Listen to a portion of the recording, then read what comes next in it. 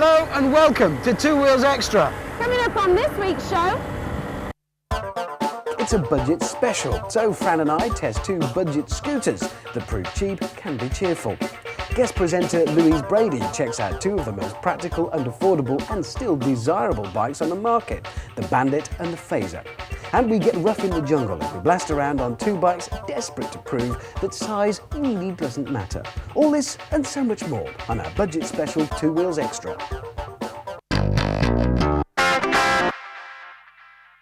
Not so many years ago, biking was about saving money. It was basically just a cheap two-wheel car. And it can still be like that these days with this budget bike by Jarling. But just because a bike's cheap doesn't mean it can't be pretty, as demonstrated by this, another budget machine, the Dialim Evolution. Not everybody wants a snarling beast of a bike for track days or a huge Harley for cruising on a Sunday. For some people, a bike still is a cheap, practical means of transport. These two prove, though, you don't necessarily have to ride a two-wheel tractor to achieve that.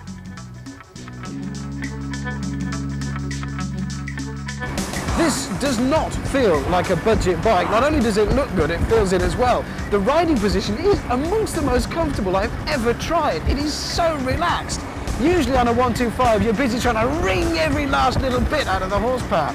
Here you're not, it's proper cruising, laid back and steady and comfortable.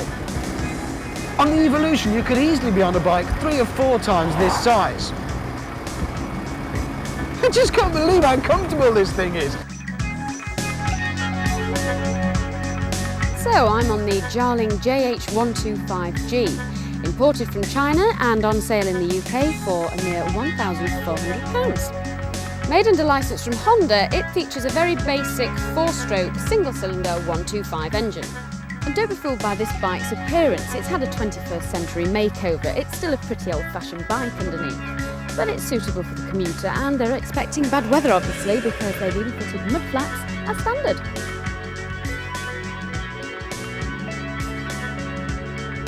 So for heavy-duty commuting, these 3-spoke mag wheels do make it easy to get the grime off, and the bikini fairing might look small, but it will help to keep that little bit of wind off you. So you're sitting there all pleased with yourself that you've only spent 1,400 quid on your new modern-looking bike, but get on it, set off, and reality bites. Grimace to yourself as the years roll back and you realise you're really on a 15-year-old bike. Basically, it's uncomfortable. The seat's hard, it's too high, the brakes are spongy, and compared to today's bikes, it feels clunky. Somebody at Dialim obviously sat down and had a good leaf through their childhood Harley-Davidson books before penning the Evolution VT, because it proudly bears an example of just about every possible custom touch you could imagine on any machine. Lots of nice shiny chromy bits around the engine neatly disguise the fact that it is in fact only a single and not a proper V-twin. It does have twin chromed horns though, which is nice. The front wheel is narrow and skinny, jammed between widely set forks, atop of which are neat slab yokes. All of which could have spelled disaster, because I have seen some ghastly interpretations of the custom theme. But this isn't too bad. In fact, at 2,200 quid, bear in mind you'd have to pay another £1,000 for the Honda Shadow version, which alright might be a proper V-twin, but I don't reckon looks that much better. This might have its critics, but for my money, I think this is one of the best looking 125 cruisers on the market. So there.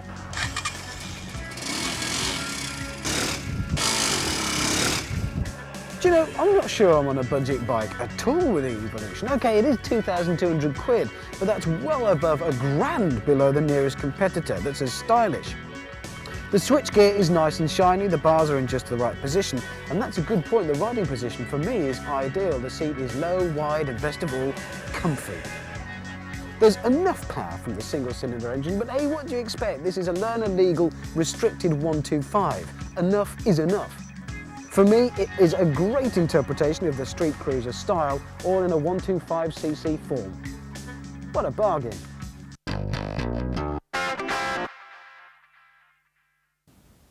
Now these two bikes followed on from the storm kicked up by Ducati's Monster in the early 90s. Manufacturers saw a market for what they termed naked street bikes, so called because of their lack of bodywork. Now, the Suzuki came out several years before the Frazer, giving Yamaha a chance to figure out what Suzuki could have been doing wrong. Only problem was, Suzuki did absolutely nothing wrong, and the Bandatt has ended up being one of the best-selling bikes in the country.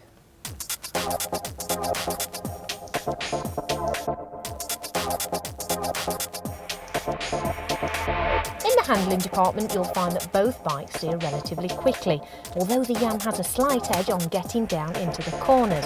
However, once there, the Suzuki manages to hold a firmer line, giving a great deal more stability than the Frazer. This is thanks to the lower gravity of the Suzuki. The Yam is a little top heavy.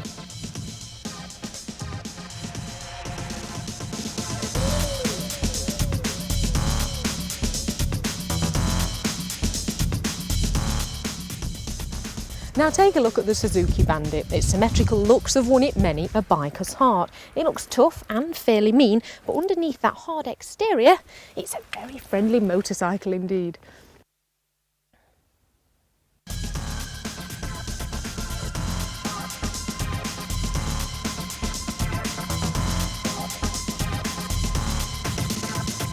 Well, the engine is smooth and yet punchy. It delivers a broad band of power from all the way down, so it makes it ideal for carving through city traffic.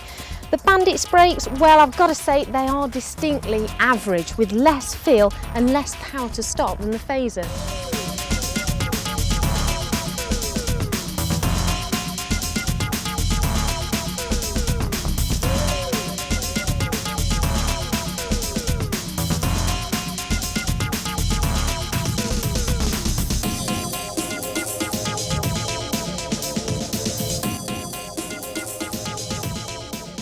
Now, on the other hand, the Frazer shines through in the brakes department, using the same setup as the Yamaha Super Sport range, the R1 and the R6.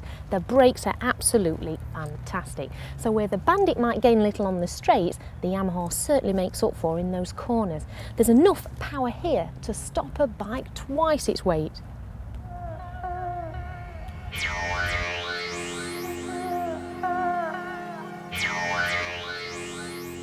Through town, there's little to choose between the two machines. They're both well accomplished in this department, although there's more usable low down power with the Suzuki. The front end of the Yamaha did feel a little bit detached, which makes it feel as though it wants to tuck and fall over in a small turn, but this feeling generally goes away once you gather a little momentum. So both bikes are perfect for commuters or taking for a lovely long blast down those B roads on a Sunday morning.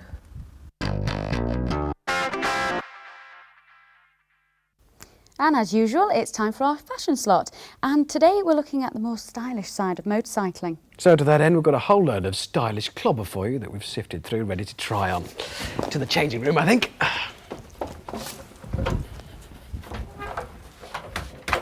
Don't worry, it'll heal. Richard!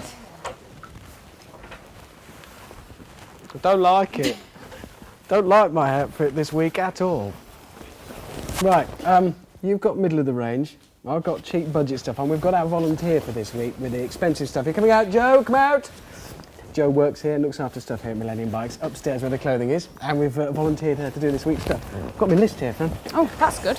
Right, so we are doing stylish kit. Number one, we've got this Alpine Stars jacket, the ASR, which we've all agreed we like a lot. Now that's fully armoured. Joe's favourite. Sort of, yeah, Joe loves this as well. It costs you £175.75, but it does look very good indeed. You have trousers. These are Risha and they're North Cap. Now they're £94.99, but they are, again, excuse me, quite heavily armoured, aren't they? Do you like those? Yeah. I mean, they're a little bit big. Yeah, a little bit big. Yeah, a little bit big on you. Yeah. But she's only tiny, so it doesn't help. Do you prefer leather jeans rather than all these non-leather things? I don't mind. I love mine, but I'll get on to We'll that. get to yours in a moment. And you've got your Rhino GP1 gloves. They're very colourful. Carbon fibre, again, it's just de rigueur. And if you're going to be stylish, we figured we'd better put you in stylish carbon fibre gloves if you're going to do this properly. And Falco 967 boots. Did I say they're 69 quid, those gloves? No, you didn't. They're 69 quid. £99.99 for those boots, which should be actually pretty decent boots. I mean, they're good, waterproof, rideable boots.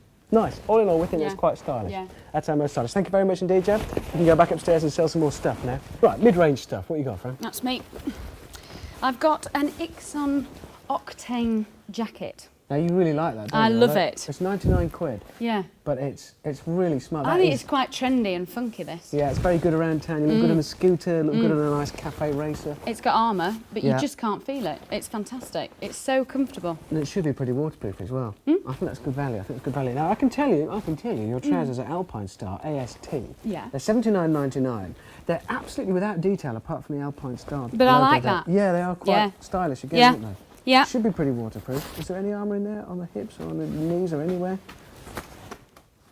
Nothing. No. So you're going to have to take it easy. Yeah. Yeah. But then Yeah. again, we are looking at town stuff, so fair enough. Yeah. On this occasion, we'll let it off and not being armoured. Yeah. Feet. My Oakleys. Yeah, mid-tops. You really like those. £68.99. Not specific biking kit again. It is Yeah. more for looks, but Yeah, it's there's just a some really protection. trendy kind of There's some on the outfit, isn't it? ankle there, isn't there? So Yeah. you'll be all right. Oh, yeah. And finally, your gloves. You've got a Spiddy, and they're £28.20, so they're not bad. No. A City, I should say. They're going to be all right. Yeah. Okay.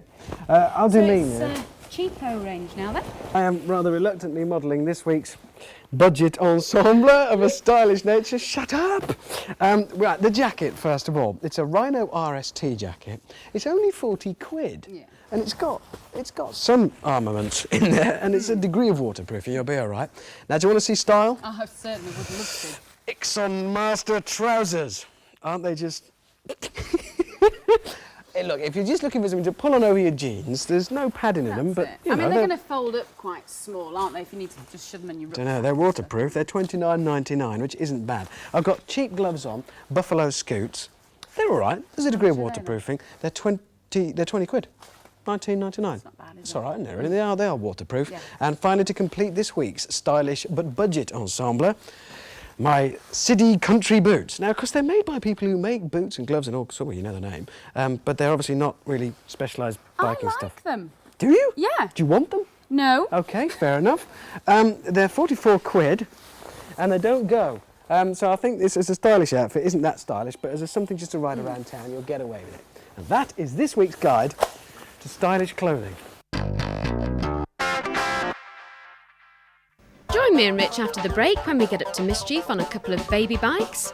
And we test 2 scooters that again will save you a few pounds. See you in a few minutes.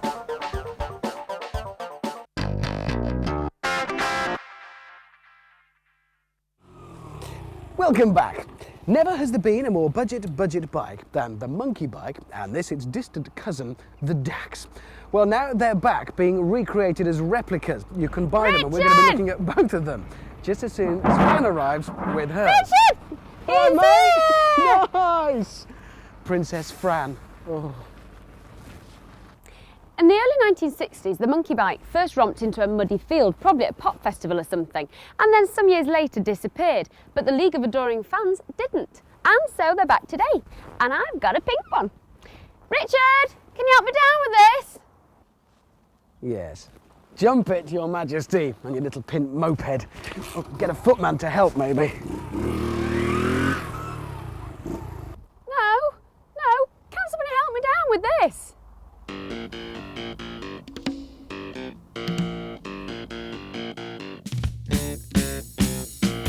My monkey bike isn't actually a monkey bike. It is, as the name says, an easy rider, descended from a bike of the same name also in the 70s. But compared to Fran's little pink monstrosity, this has a huge 90cc engine.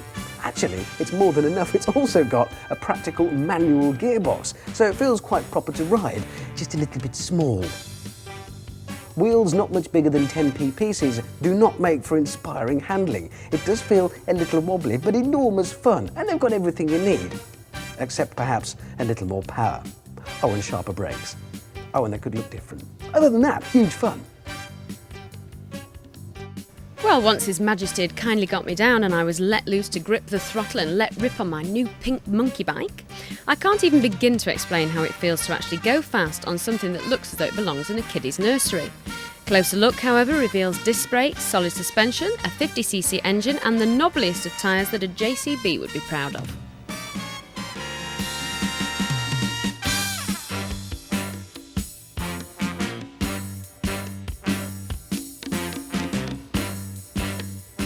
Oh, just look how cute they are. Aww.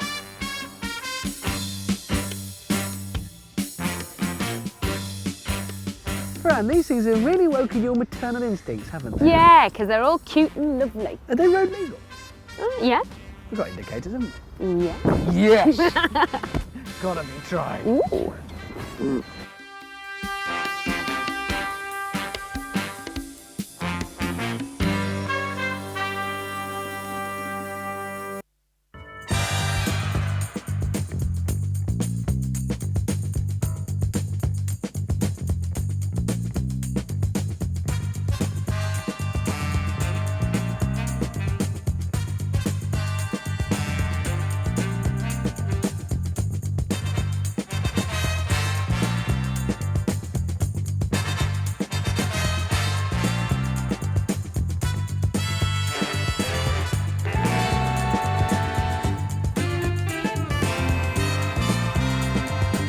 Cute, aren't they?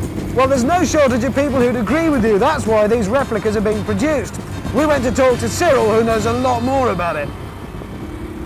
Before we talk about how your bike are responsible for the monkey bike coming back, where did it go? What happened to it? It didn't disappear entirely, but it went into the hands of one or two specialists up and down the country, hanging on there, restoring, generally carving a small business for themselves. But not in big numbers. I mean, we didn't see them. Oh, They no, were very huge. small numbers. In the 60s, they were like just a kind of 60s icon, really, weren't they? Yeah, but they were only for certain countries. Yeah. Like, for Japan itself, never had them. Why do people buy them? They're fun. What do they do with them? Have fun. What sort of fun, though? You can't commute You on. can use them in motorhomes, caravans, boats, paddock bikes at race meetings. Now, Horsey boys there. there's not just the monkey, there's Yeah. the Dax, the thing that I was on as well, which is a kind of bigger version. They're both quite a unique style. We noticed there is a tendency to wheelie there. You do have to be a little bit careful. Yes. Well, the reason I'm getting around to this is I know that on one of your workbenches in the back, and I don't want to give too much away in case this is top secret, there's a bigger engine. That is for the purist or freak or whatever you want to call him, monkey rider. He's going to put a 120 in it. I think the guy must be nuts. The thought of riding that. Just to move on from that, we've been looking at budget bikes in this programme. We've gone budget crazy. Right.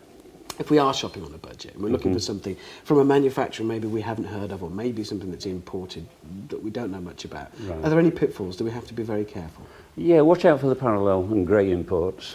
You're going to have problems backing those up with parts, but if you follow the national press, the magazines that you buy on the bookshelves, you'll identify all of the official imports in there.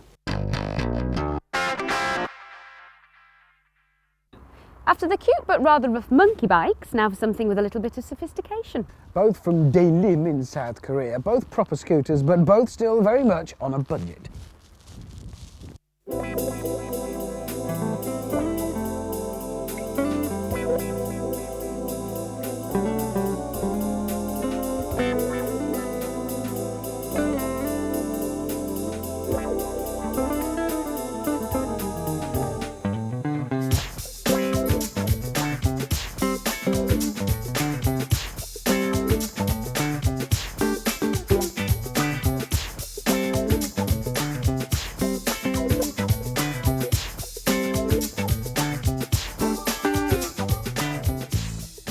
Right then, to horse. Fran, which one are you having? I'll take this one then, Good Richard. call, very nice. Okay then. Oh look, electric start. Bliss. Nice big comfy seat. This makes a refreshing change.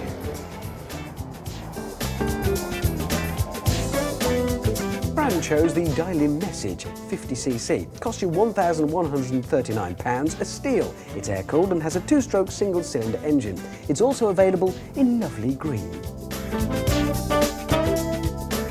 My Scoot is also from Daelim, the NS125 Trans Scooter. Big name, quite a small price, £1,989, particularly when you realise it has a four-stroke single-cylinder engine, which means plenty of torque. It is a doddle to ride.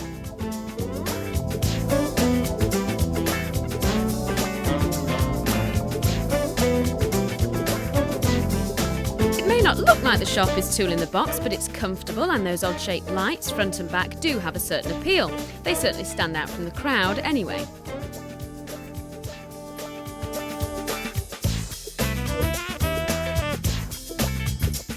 Once main road, the throttle could be wedged open and I sailed along without a care in the world. You really wouldn't know that it cost just a touch over £1,000. I'd recommend looking around next time you visit your main dealer. You may save yourself a few bucks.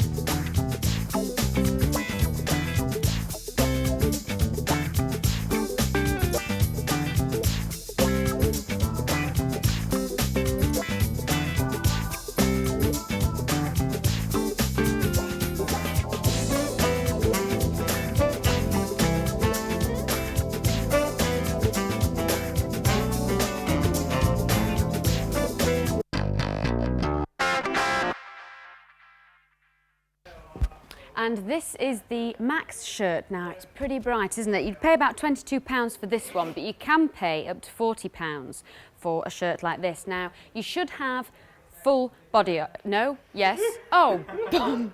Oh, you put me completely And this is the Max shirt. It's a bit bright, I know, but you'd pay about £22 for this. You can pay up to about 40, and I can't do Not forgetting one last thing. Goggles. Got to protect the eyes. Now, for something like this, you'd be paying about £45. But for a plain version, you'd be paying 33, something like that. On the show next week, we test two of the speediest scoots on the market, the Speedfight and Italjet twin-cylinder, and I get to grips and grapple with the Suzuki GSXR 750. Next week then, at 2 Wheels Extra Sporty Special.